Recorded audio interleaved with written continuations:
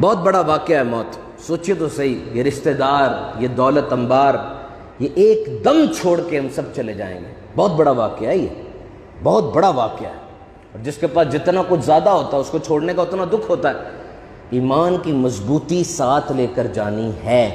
اس بات کی اپنے آپ سے کمٹمنٹ کریں اور اب اس دولت کی حفاظت کریں. پتہ چل جائے کہ لاہور میں گاڑیوں میں ڈاکہ پڑ رہا ہے، ہم فوراً جا کے اپنی گاڑی میں نیا لاک لگوائیں گے، نئی چیزیں رکھیں گے، سینٹر لاکنگ سسٹم کو مضبوط کریں گے، CCTV کیمراز گھر میں لگا لیں گے، کیونکہ دولت ہے اور دولت کی حفاظت کی جاتی ہے. اور یہ ایمان جو سب سے بڑی دولت ہے، اس کی بھی حفاظت کرنی ہے. اللہ تعالیٰ کی رحمت پانے کے لیے ان کاموں پہ عمل کرنا جو اللہ کو راضی رکھنے والے ہیں، اور ان کاموں کو چھوڑ دینا ہے جس سے اللہ کا غضب ابھرتا ہے. یاد رکھو، جب موت کا وقت آئے گا یہ شیطان اپنے چیلوں کے ساتھ آئے گا.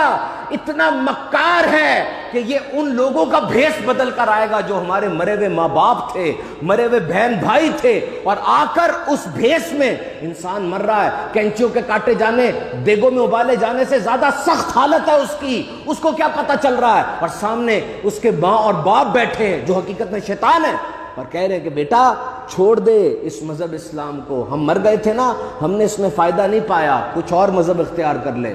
اتنا سخت حملہ دشمن کا، اتنا سخت حملہ. خوش نصیب ہوگا وہ جو ایمان والا ہو کر جائے گا.